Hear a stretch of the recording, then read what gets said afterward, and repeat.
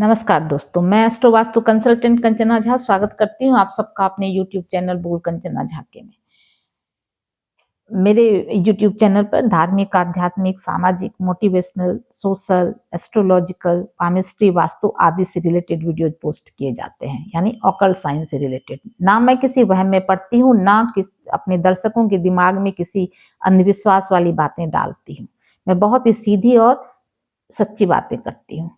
अभी तक मैंने मेष से लेकर मकर राशि तक के वीडियोज पोस्ट किए हैं अपने चैनल पर। अगर आप में से कोई देखना चाहे तो देख सकते हैं।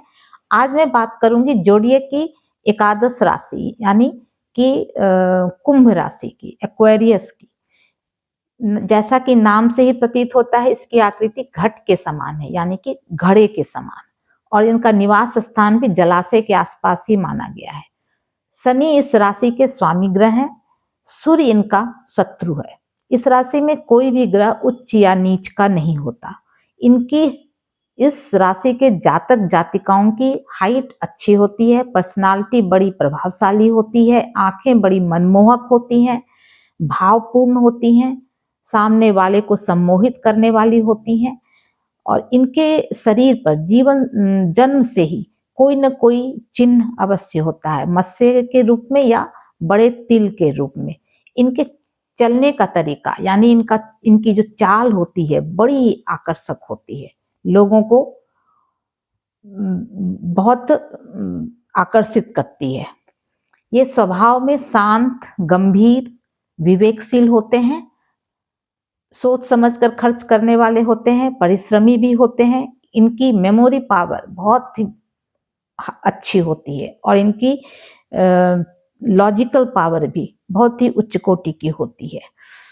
मोस्टली यानी कुल मिलाकर ये ब्रिलियंट होते हैं, और अगर पढ़ाई लिखाई अच्छी जगह से हो, अच्छे तरीके से हो, बिना डिस्टरबेंस के, तो ये बहुत ऊंचाई को प्राप्त करते हैं। इनका मोरल लेवल बहुत हाई होता है, यानी नैतिकता को बहुत दिमाग में हमेशा लेकर चलते हैं, अनैतिक काम नहीं करते। हंसमुख चेहरा, निस्वार्थ भावना, समाज की सेवा करना इनके जीवन का एक कहते हैं ना, ध्येय होता है। स्वस्थ होते हैं ज्यादातर, लेकिन ओल्ड एज आने पर इन्हें हार्ट और बीपी से रिलेटेड प्रॉब्लम हो सकती है। इन्हें स्किन प्रॉब्लम भी हो सकती है समय समय पर, एलर्जी वगैरह। और इनका मैनेजमेंट स्किल भी बहुत ही अच्छा होता है। इनके जीवन में बहुत सारे उतार चढ़ाव आते हैं, अप्स एंड डाउन्स बहुत आते हैं, लेकिन ये उन समस्याओं से बड़े हिम्मत से उनका सामना करके उसका निपटारा करते हैं। इन्हें पुरानी चीजों से बहुत लगाव होता है, एंटिक पीस बहुत जमा करते हैं ये। अब बात करते हैं कैसा रहेगा वर्ष 2025 कुंभ राशि के जातकों के लिए। वर्ष के प्रारंभ में सूर्य आपके 12th हाउस से गोचर करेगा, यानी 14 जनवरी से 12-13 फरवरी तक सूर्य मकर राशि में रहेंगे।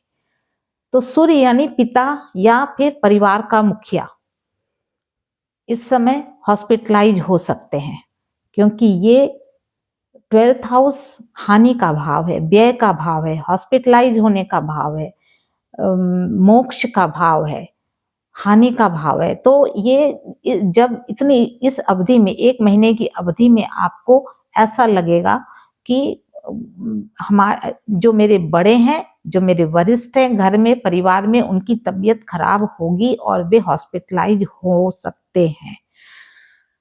हाँ, अगर आप किसी गवर्नमेंट से रिलेटेड काम में हैं या फिर अपने कॉन्ट्रैक्टर हैं, गवर्नमेंट से रिलेटेड काम करते हैं, तो आपको अभी सारे पेपर्स वगैरह बहुत ही ध्यान से पढ़कर, सोचकर, समझकर फिर साइन करना चाहिए, वरना आप बड़े प्रॉब्लम में पड़ सकते हैं।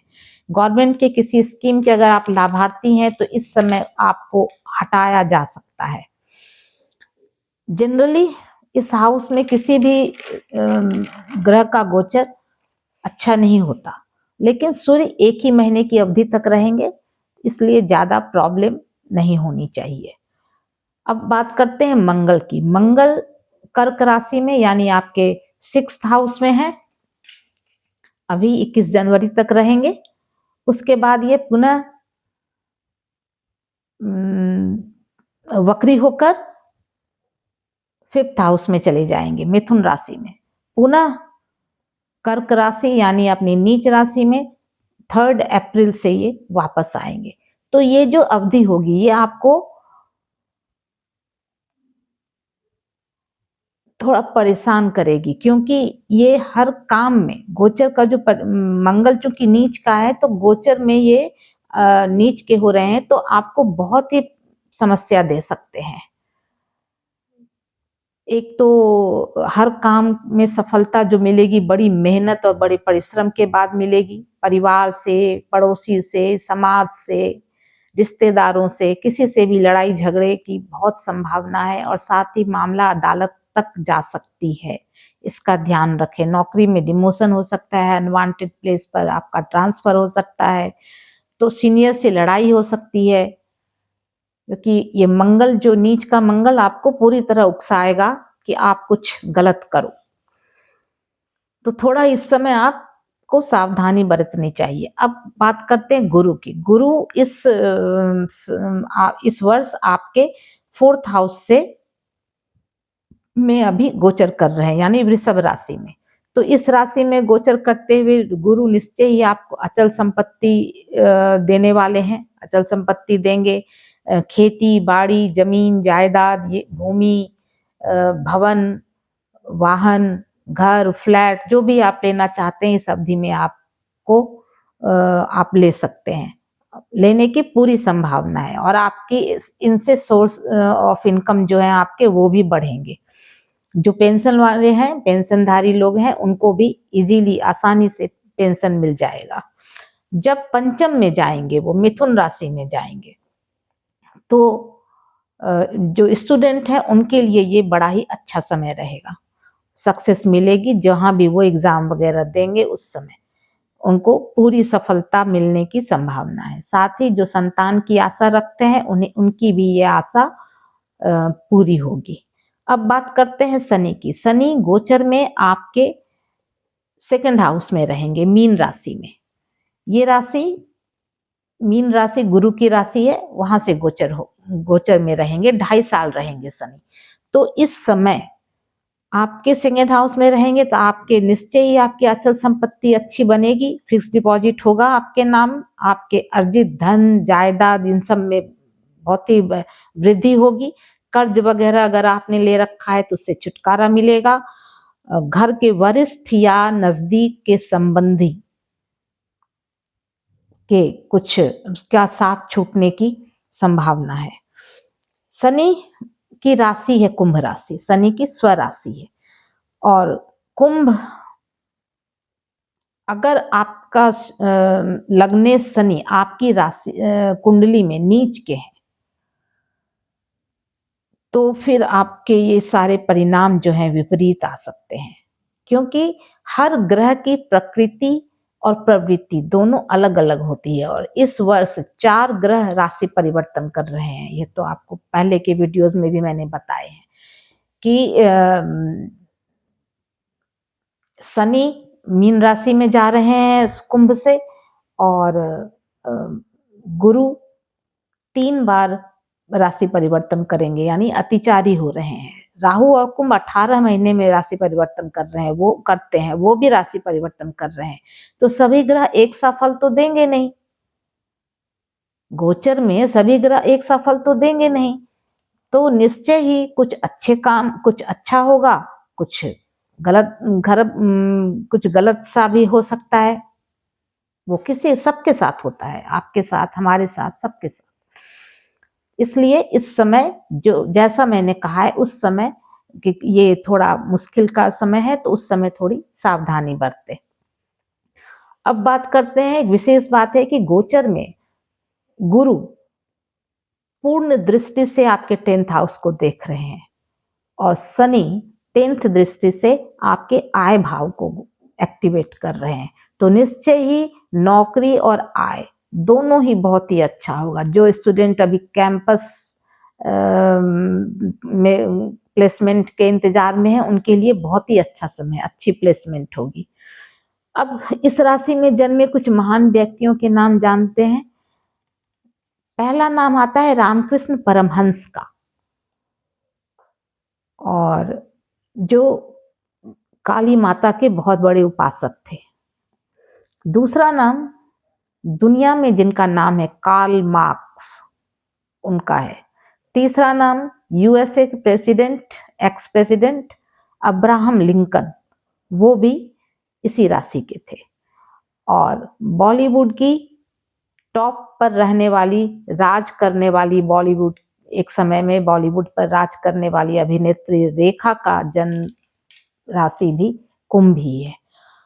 अब मैंने पिछले जब मकर राशि का वीडियो बनाया था तो मैंने एक कहानी सुनाई थी जो इंसान के लोभ की कहानी थी। मैंने पहले भी कहा था, आज भी कह रही हूँ कि लोभ और ईर्ष्या ये हम